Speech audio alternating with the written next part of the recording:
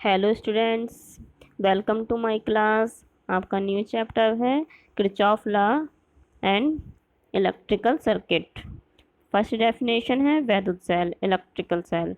इसका electric cell क्या होती है, इसका क्या काम होता है। वैद्युत सेल एक ऐसी युक्ति है जो रासायनिक ऊर्जा को वैद्युत ऊर्जा में परिवर्तित करके किसी परिपथ में आवेश के प्रवाह को निरंतर बनाए रखती है। इसका मतलब क्या है, इलेक्ट्रिक सेल जो है वो आवेश के प्रवाह को नियंत्रण बनाए रखती है।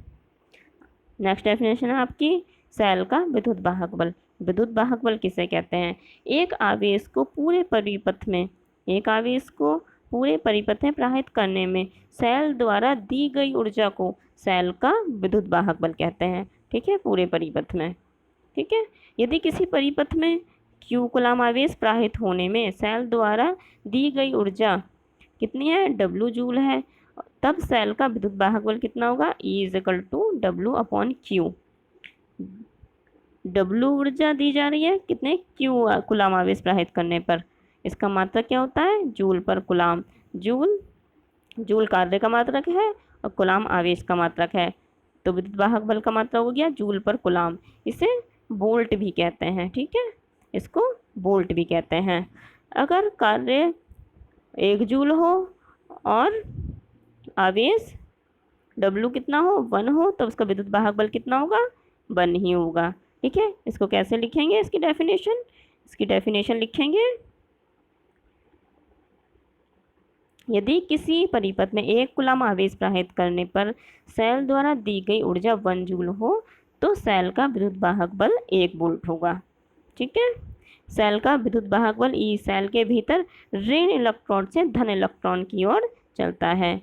ठीक है बच्चों, ये देखिए यहाँ पर क्या है, ये विद्युत वाहक बल जो है ये क्या है, नेगेटिव से पॉजिटिव की ओर चलता है। यही बात वहीं लिखी है। ठीक है, आगे है सेल का आंतरिक प्रतिरोध। आंतरिक प्रतिरोध किसे कहते हैं, जब किसी सेल के टर्मिनल को एक तार द्वारा जोड़ा जाता है तो तार में विद्युत धारा धन ध्रुव से ऋण ध्रुव की ओर चलती है।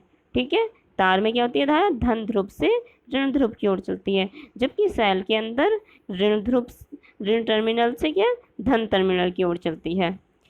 जिस प्रकार तार धारा के मार्ग में तार जो है वो धारा के मार्ग में अवरोध उत्पन्न करता है, ठीक उसी प्रकार वैद्युत अपघट्य भी धारा के मार्ग में क्या करता है, अवरोध उत्पन्न करता है। वैद्युत अपघट्य द्वारा धारा के मार्ग में उत्पन्न अवरोध को सेल का क्या कहते हैं, आंतरिक प्रतिरोध कहते हैं। ठीक है, आंतरिक प्रतिरोध किस पर डिपेंड करता है, यह सेल के प्लेटों के बीच की दूरी के अनुक्रमानुपाती होता है और घोल में डूबी हुई प्लेटों के क्षेत्रफल के व्युत्क्रमानुपाती होता है। ठीक है, और ये वैद्युत अपघट्य की सांद्रता के बढ़ने पर बढ़ता है। ठीक है, और वैद्युत अपघट्य एवं प्लेटों के पदार्थ की प्रकृति पर क्या है, निर्भर करता है। आगे देखिए, आगे क्या है, सेलों का संयोग। जब सेल से अधिक धारा हमें प्राप्त करनी होती है तब हम क्या करते हैं, सेलों को आपस में जोड़ते हैं। इन सेलों के संयोग को क्या कहते हैं, बैटरी कहते हैं। सेलों के इसके संयोग जो है, इनके प्रकार देखिए। फर्स्ट प्रकार है इसका श्रेणी क्रम में।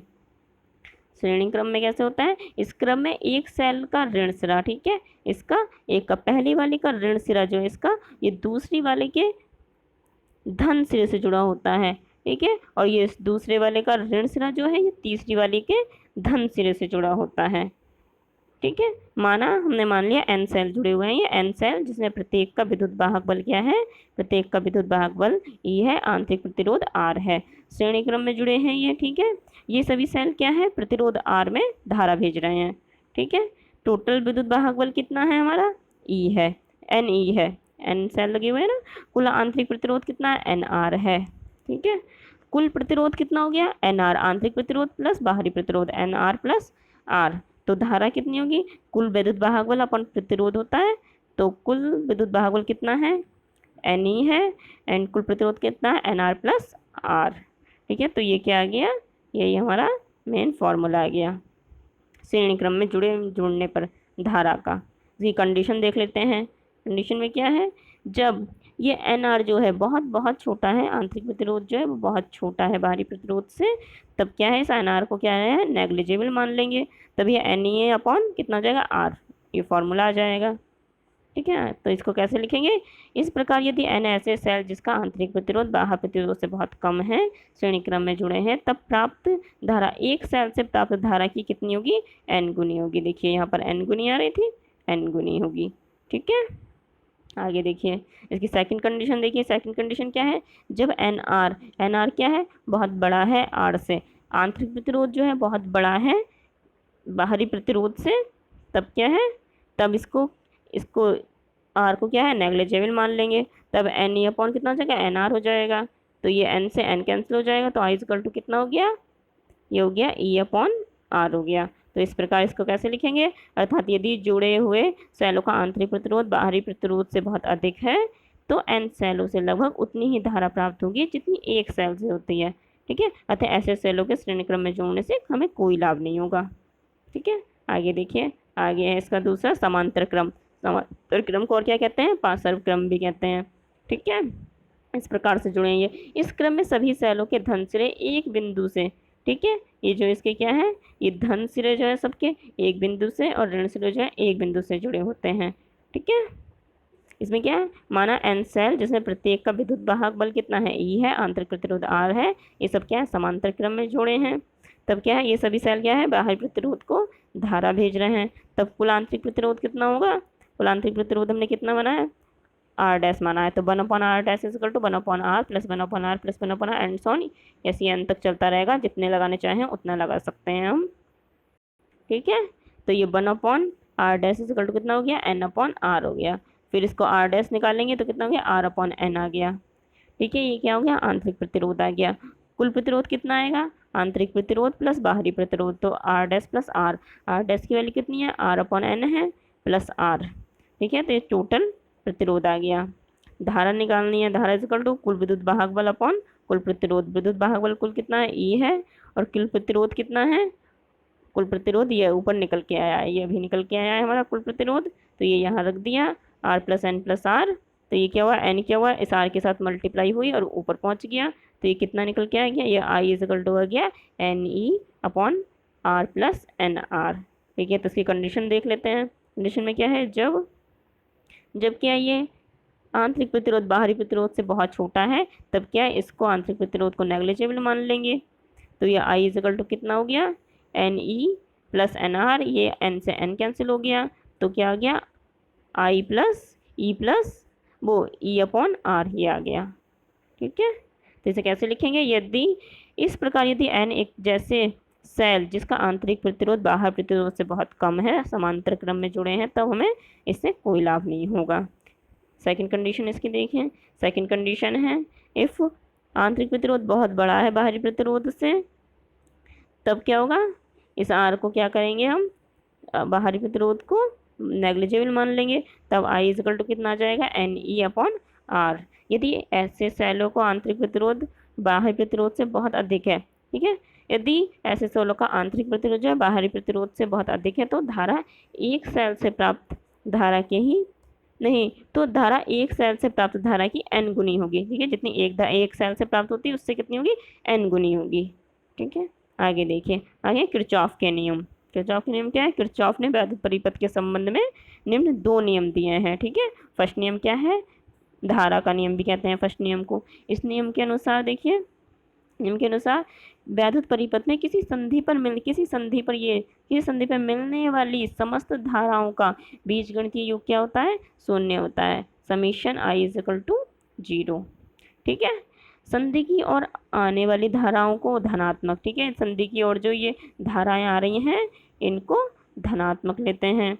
जो संधि से दूर जाती हैं उन्हें क्या लेते हैं? उन्हें नेगेटिव। जो दूर जा रही हैं इन्हें नेगेटिव लेते हैं, जो संधि की ओर आ रही हैं इनको पॉजिटिव लेते हैं। ठीक है, माना संधि पर I1 I2 I3 धाराएं आकर मिल रही हैं तथा I4 तथा I5 क्या है? दूर जा रही हैं। तब I1 plus I2 plus I3 और ये I4 और I5 क्या लेंगे? माइनस में लेंगे, क्योंकि ये दूर जा रहे हैं, ये माइनस में लिए इज इक्वल टू 0। तो ये माइनस में है, इन्हें उठा के 0 के साइड ले गए तो ये प्लस में हो गई। तो ठीक है, ये क्या हो गया? संधि की ओर आने वाली धाराओं का योग और संधि से दूर जाने वाली धाराओं का योग क्या है? आपस में बराबर है। ये आने वाली और जाने वाली दोनों क्या है? दोनों का योग आपस में बराबर है। किरचॉफ का प्रथम नियम क्या है? आवेश संरक्षण के सिद्धांत पर आधारित है। ठीक है, किरचॉफ का द्वितीय नियम देखिए, द्वितीय नियम क्या है, किरचॉफ का बोल्ट का नियम कहते हैं इसे, ठीक है। किसी परिपथ में, किसी वैद्युत परिपथ में प्रत्येक बंद पास में बहने वाली धाराओं तथा संगत प्रतिरोध, ठीक है, बहने वाली धाराओं और संगत प्रतिरोध के गुणनफलों का बीजगणितीय योग तथा पास में बहने वाले कुछ विद्युत वाहक बल के बीजगणितीय योग क्या होता है, आपस में ये बराबर होते हैं, ठीक है। का चित्र है ये, ठीक है। इसमें क्या हो रहा है, इसमें क्या है, आई इधर फ्लो हो रही है, इधर I2 फ्लो हो रही है, इधर भी क्या है I1 है, उधर I2 है, ये E1 है, ये नेगेटिव से क्या पॉजिटिव से इधर की ओर डायरेक्शन में जा रहा है, ठीक है। धारा की दिशा में चलने पर धारा तथा प्रतिरोध का गुणनफल क्या है, धनात्मक लिया जाता है। जब धारा की दिशा में ही चलेंगे ऐसे, तब क्या है, ये पॉजिटिव लिए जाते हैं। अगर ये अपोजिट डायरेक्शन में इधर आ जाएंगे, अपोजिट डायरेक्शन में, अगर इधर की साइड चलेंगे तब इधर से धारा की डायरेक्शन इधर है, तब क्या है, ये माइनस में लेंगे। तथा तथा ऋण प्लेट से धन प्लेट की ओर जाने पर विद्युत वाहक बल धनात्मक लिया जाता है। ऐसे ही जैसे धारा और प्रतिरोध का गुणनफल नेगेटिव पॉजिटिव ले रहे हैं, अपोजिट डायरेक्शन में जाने पर नेगेटिव ले रहे हैं, सेम डायरेक्शन में जाने पर पॉजिटिव ले रहे हैं, ऐसे ही विद्युत वाहक बल का मान भी, अगर ये इधर चल रहा है, इधर नेगेटिव से पॉजिटिव की ओर चल रहा है, तब ये पॉजिटिव ही लेंगे, और अगर ये इधर की साइड चलेगा, अपोजिट डायरेक्शन में चलेगा, ये पॉजिटिव टर्मिनल से नेगेटिव की ओर चलेगा विद्युत वाहक बल, तब नेगेटिव लेंगे इसको।